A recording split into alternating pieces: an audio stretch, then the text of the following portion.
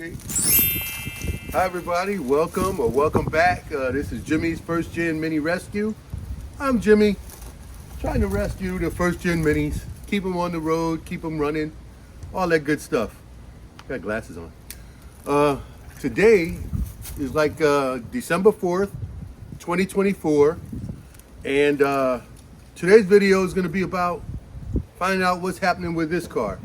This is our 04 Cooper S with 290,530 some odd miles. Yesterday I went to drive this car and my check engine light was on, service light. So I'm going to use my diagnostic tool to find out what's going on. You're going to find out as soon as I do. But first, let's get the fortune out of the way. Okay. Okay, it says, real simple, everything must have a beginning. Everything must have a beginning. So yeah, I guess this is gonna be the beginning of finding out what's wrong with this car. But no, seriously, in life, everything must have a beginning. So when you have, it's always like one step at a time, take that first step.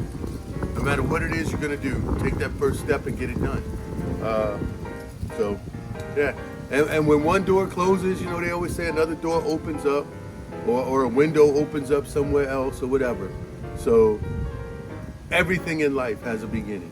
Okay, that's enough of that. Anyway, so what I have here is I recently purchased this, not sponsored, diagnostic tool. This is a Top-Don Diag Air or something like that. I don't know the exact name, but I'll write the exact name and model down here.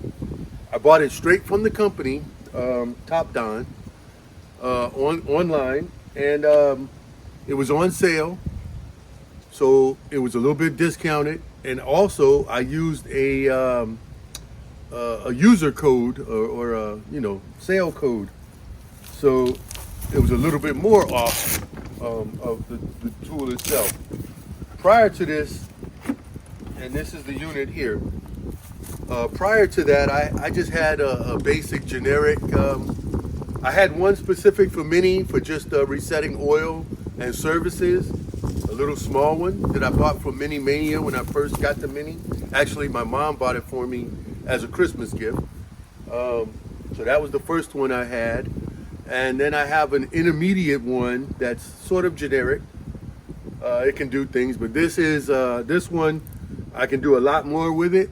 And my neighbor also bought one of these, so we both turned them on, updated them, did that kind of thing. But this will be the first time plugging it in to the Mini. I had plugged it into the Subaru just when I first got it so that I could see if it worked, right? So let's go inside and see what's wrong with the car. Now I did notice, let me say that, when I started the car yesterday, I started it and it was cold. Yesterday it was about 20 degrees Fahrenheit. Today, and I'll put Celsius down here, but today it's 34 degrees Fahrenheit right now. So it's been cold. So, but when I started it, it started and it idled really like it was missing, like it had a miss. Maybe a cylinder was bad, or not bad, but misfire in the cylinder or something like that. I'm gonna find out, see what this thing tells me. But I suspect that if it does, maybe I'll just change the coil. I have I have one in each of the cars, and I got one on the shelf in the thing, so that's an easy change for me. I'll look through my notes and see when the last time I changed spark plugs and wires, or leads as they're called, over in Europe. Anyway, let's go inside, plug this up, and see what we're working with.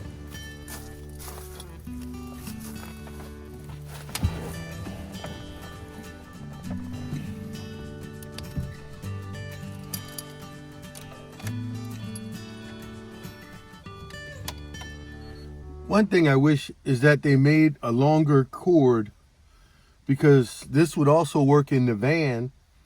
And sometimes, you can use this to operate things under the hood, and it doesn't reach, it's not long enough. So maybe top down, you're not watching my videos, but if you do make an extension, a longer cord. Let's see, we're waiting for the power here. Okay, let's close this door.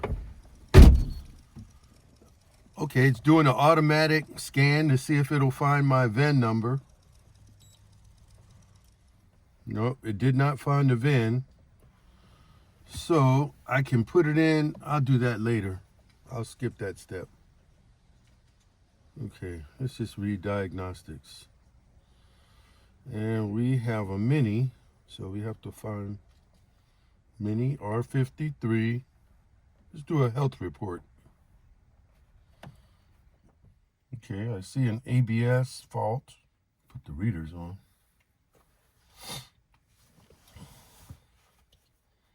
I have a radio fault. That was probably when my radio wasn't working. Central body electronics, probably the same. It doesn't give me a countdown, but it tells me the time. And it gives me my battery voltage, which right now it's 11.8. Just with the key on, in the run position with the car not running. I guess as it's testing things, I can hear relays and things like that clicking up front in the engine bay. So I guess it's checking everything. Okay, anti-lock brake, run flat indicator, no problem. Transverse acceleration sensor. And the DME error present, okay. The radio has a fault in the aerial power supply. That's the antenna power supply, okay. Central fuse, interior lights, and license plate light had an open circuit, okay.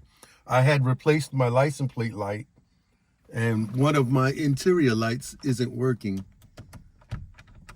So, well, not worried about that. So really, it's the initial run flat indicator. Okay, I remember that. Transmission.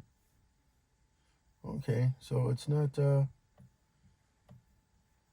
so bad. Everything else is normal. So the interior fuse, the interior lights, no problem. License plate light, no problem. Let's see what we can do here. Let's read the fault code. License plate light 007B. Interior fuse light is green. So it's the license plate light, which I already knew about. So we can go ahead on. I don't need to report. So we'll go back. And I can clear that fault code. I have a plugged into my cigarette lighter here, or power port. I have a thing that tells me how much battery juice it has. And this is showing 12.1 here, but the top down is only showing 11.8 volts. But I'll go with this one. And I don't know if you can see, but some people over here, my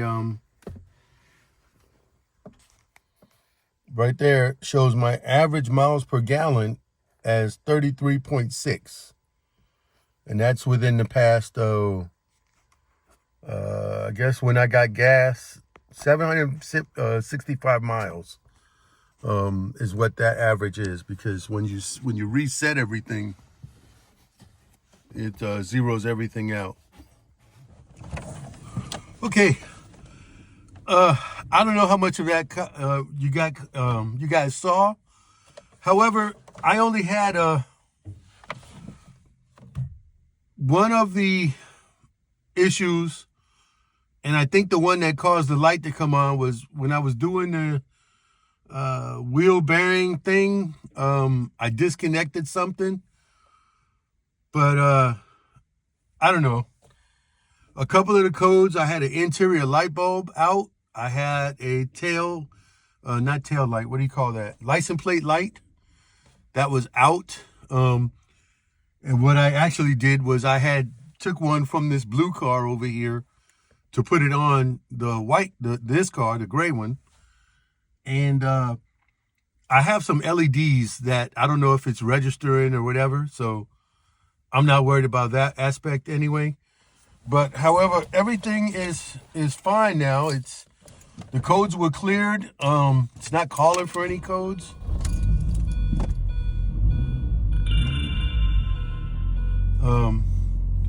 Of course, that's put on my seatbelt, and that's my parking brake. But I don't have my seatbelt on, so it's not registering. I started the car. The battery charge went up to 14.3. So the alternator's working. I like this thing. It's not a review of this tool.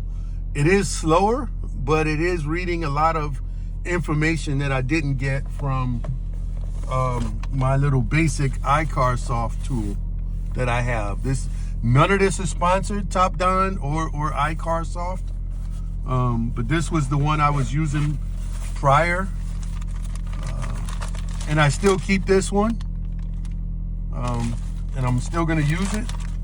However, I get more information with the Top Don. And it's lifetime. It's upgradable, connected to Wi-Fi.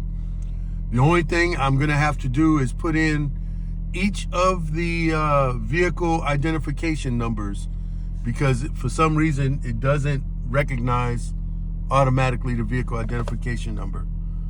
But that's it. So really there's no repair to do. The radio, it had a radio issue, and that was probably when my radio didn't work. It was telling me my radio wasn't working. So I fixed that. So I cleared that code.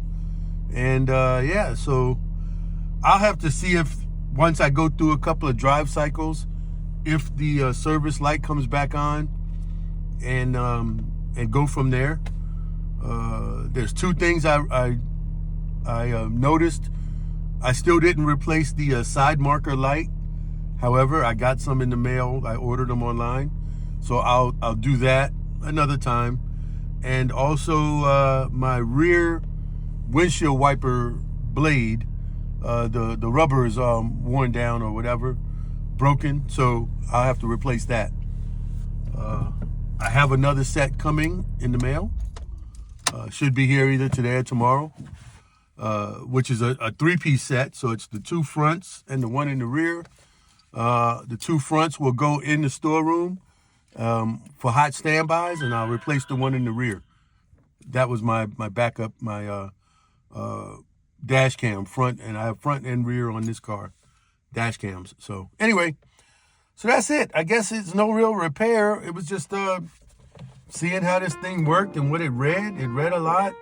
I'm going to look at the history. This does store history in here. So I'll do some more research as to what the ABS thing was. I think it was when I was jiggling the wire down there. And I had to redo the wire when I changed the strut mount bearings. So that could have been what caused the car to say it doesn't see the wheel speed. I think I can get real-time data on this, so I can plug it in, drive around, and I can look at the wheel speed data. But I'll have to do more research on this tool. Anyway, that's it for now. I'm going to call this one quits. So thank y'all for watching. I know it wasn't much information except for my diagnostic tool and trying to make sure, I can clear it and see what's going on. All right. As always, have fun with your minis. I do. Even when it's cold. It's cold. All right. See y'all.